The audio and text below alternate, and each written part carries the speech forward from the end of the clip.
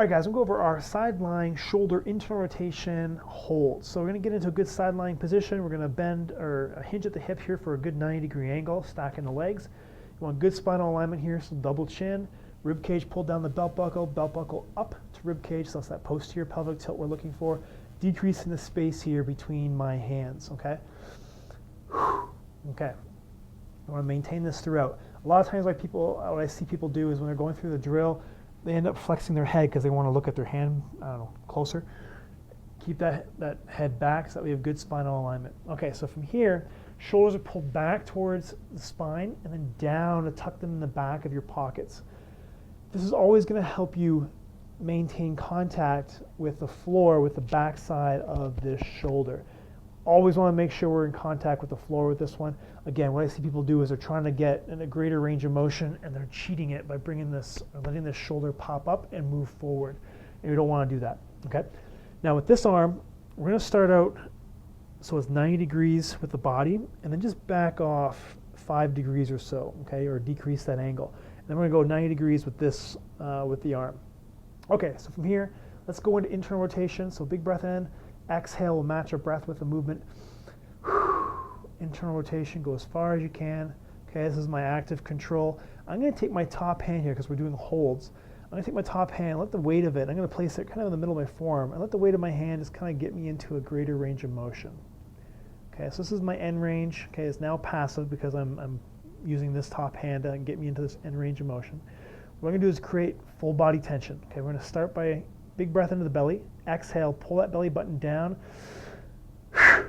Almost like you're trying to poop it out. Okay? And then from here, once you're nice and tight, you're squeezing the quads, squeezing the glutes, you have full body tension. What I want you to do is try to pick your top hand off of the bottom hand without letting your bottom hand or forearm come back up. Okay? So from this position here, you're trying to pull off kind of this top hand, but you're in end range, so you really can't. But because I'm trying to do that, and again, keep the back of the shoulder on the ground, because I'm trying to do that, when I do slowly lift my hand off, my arm doesn't move, okay? It's staying right there.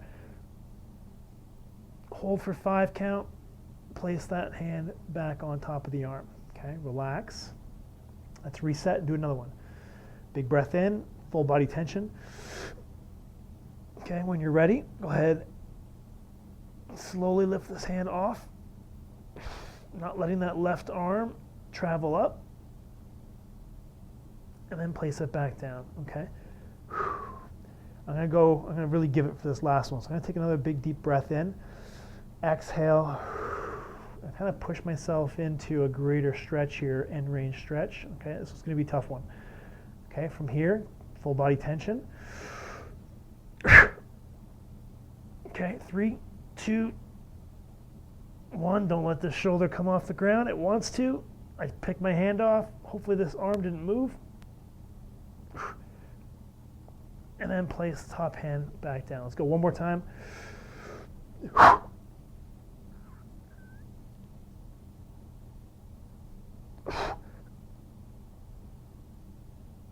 Okay, I don't know if you guys saw or not, but as I'm ramping up and trying to get into this, or trying to pull my hand off, what I'll do is I'll just kind of check in with the shoulder. And both of those last times, I kind of, as I'm down in this position, my shoulder came off the ground. So before I actually went to pull or to pull my top hand off, I just kind of glued that shoulder to the ground. Ideally, it should be glued the entire time. I was trying to give, again, a few extra ranges of motion there, and you can see how I'm even, not even trying to cheat. My body's trying to compensate to allow me to get this hand to the ground, okay? But this isn't shoulder internal rotation when this shoulder is way up in the air like this. As I push it back down, this hand comes back up, okay? Guys, I know it's a long video, I apologize, but that's your side lying shoulder internal rotation holds.